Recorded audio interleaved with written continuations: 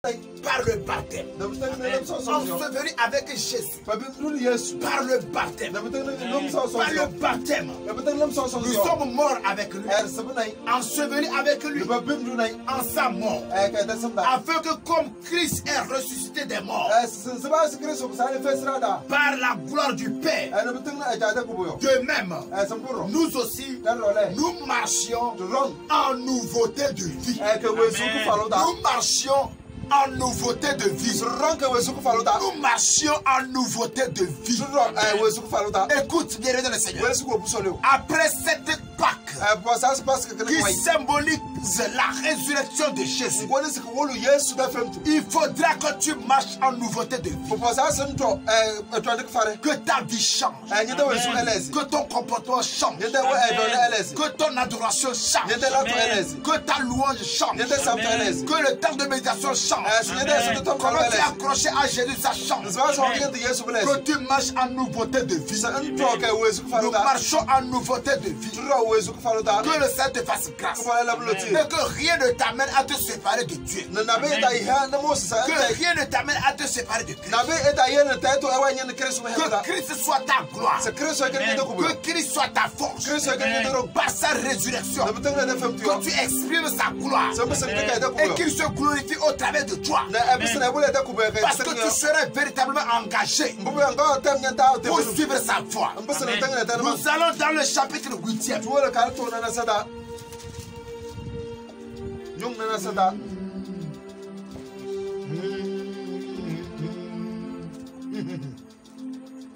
Car chose impossible à la loi. Parce que la chair la rendait sans force. La chair rendait sans force la loi. Oui, parce que la chair la rendait sans force. Dieu a condamné le péché dans la chair en envoyant à cause du péché son propre fils dans une chair semblable à celle du péché. Et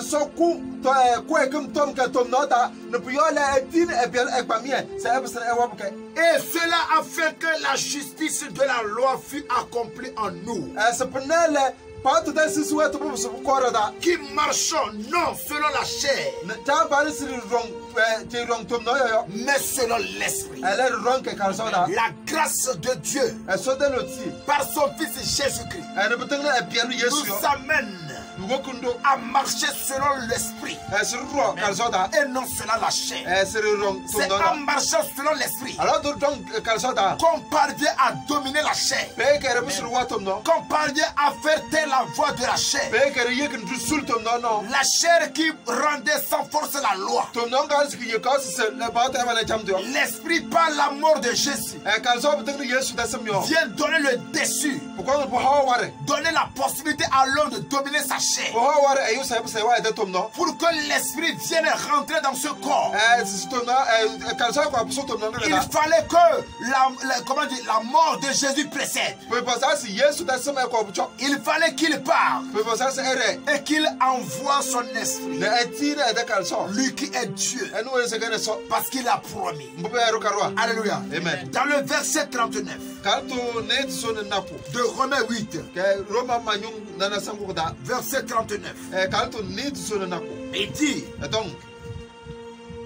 si on peut commencer le verset 37 même. Il dit, mais dans toutes ces choses, nous sommes plus que vainqueurs par celui qui nous a aimés. Car j'ai l'assurance que ni la mort, ni la vie, ni les hommes, ni les dominations, ni les choses présentes, ni les choses à venir, ni les choses puissantes, ou bien ni les puissants, ni la hauteur, ni la profondeur, ni aucune autre créature ne pourra nous séparer de l'amour de Dieu manifesté en Jésus-Christ notre Seigneur.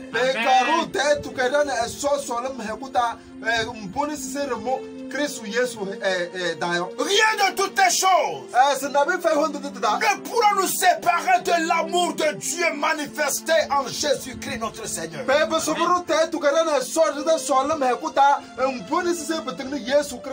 rien de ce qui précède ne vienne à te séparer de l'amour de Dieu. La mort ne te séparera pas. La vie ne te séparera pas. Les puissants de ce monde ne pourront pas non plus. La créature ne pourra pas. Les hommes ne pourront pas. La faim ne pourra pas. La galère ne pourra pas. Aucun problème ne pourra te séparer de l'amour de Dieu manifesté en Jésus-Christ. C'est pourquoi la Bible nous éclaire qu'il a tant aimé le monde et qu'il envoya son Fils unique afin que quiconque croit ne périsse point mais ait la vie éternelle. L'amour de Dieu pour nous a été prédestiné en envoyant son Fils. Mais il n'oblige personne. Le Fils est mort pour toi. Il est mort pour les charlatans. Il est mort pour l'imam. Il est mort pour le féticheur. Il est mort pour toi qui es l'église, qui est repenti et qui n'est pas encore repenti. Il est mort pour l'humanité. Il laisse le choix à quiconque de croire, de décider de changer. Je suis en train d'enseigner, je suis en train de prêcher, mais je ne t'oblige pas à croire. La décision de croire vient de toi, mais Dieu peut te le donner si tu le lui demandes. Alléluia. C'est lui qui donne c'est lui qui met en nous le vouloir et le pouvoir. C'est lui Dieu qui met en nous le vouloir et le pouvoir. Selon que Philippiens 2 verset 13 l'a prouvé. Écoute bien dans le Seigneur, que le Seigneur t'amène à changer de niveau. Après cette convention, cette semaine pascale, je prie que les vies viennent à changer. Je n'entends pas Amen depuis la maison. Je voudrais que le Seigneur te localise et que tu accèdes à un niveau supérieur, ce que tu n'as pas encore expérimenté. Que le Seigneur t'amène à cette dimension et que tu viennes à l'expérimenter et que tu témoignes la grandeur de Dieu. Que tu témoignes la grandeur de Dieu. Je vous le rappelle, frère, l'évangile que je vous ai annoncé, que vous avez reçu, dans lequel vous avez persévéré et par lequel vous êtes sauvés, c'est en écoutant l'évangile, en persévérant dans la croyance. C'est ce qui nous amène au salut. Écoute, ne dis pas que tu as accepté Jésus et tu ne peux pas écouter la parole, l'évangile. Tu as besoin de l'évangile. Ça va t'amener à être persévérant, à continuer de croire. Le salut se travaille au jour le jour. Il n'y a pas un temps où on dira que désormais je suis sauvé. Désormais c'est terminé. Que le Seigneur t'amène à ce niveau de compréhension et que tu sois soumis et humble et que tu travailles au jour le jour à ton salut. Si vous le retenez tel que je vous l'ai annoncé, autrement vous aurez cru en vain. Si vous avez abandonné l'évangile tel que je vous l'ai annoncé, vous auriez cru en vain. Écoutons la parole, l'évangile tel qu'il sort, et la mort de Jésus sera un avantage, un prix pour toi et un prix pour moi. Je prie que le Seigneur te soit une grâce, que sa mort te soit profitable, que la mort de Jésus et sa résurrection viennent à apporter quelque quelque chose de plus à toi. Christ est ressuscité des morts. Il ne pourra plus rester au milieu des morts. J'ai pris que durant cette Pâque, que ce qui est mort en toi aujourd'hui voit le jour. Ce qui est mort en toi maintenant renaisse. Toi qui étais mort spirituellement. Parce qu'aujourd'hui Christ ressuscite parmi les morts. Je te déclare aussi ressuscité. Que ce dimanche de Pâques soit une bénédiction pour toi. Une bénédiction pour ton ministère. Une bénédiction pour le corps de Christ.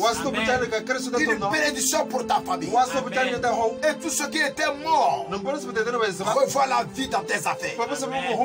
Ainsi soit-il. Dans le nom de Jésus. Amen. La repentance est importante.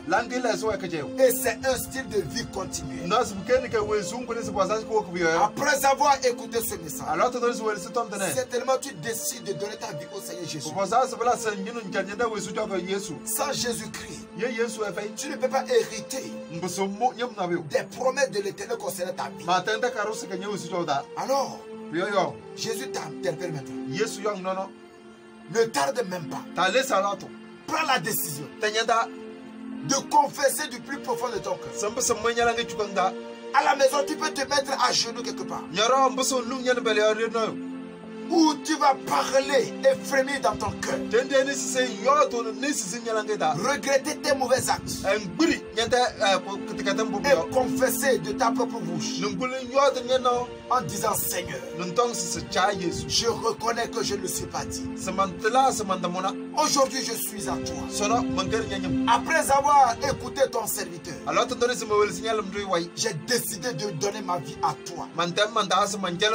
Viens régner dans ma vie. Règne dans mon cœur. Je me libère à toi. Fais de ma vie ce que tu veux. Je sais que c'est ton sang qui me lave. Et c'est à cause de moi seul que tu es mort à la croix.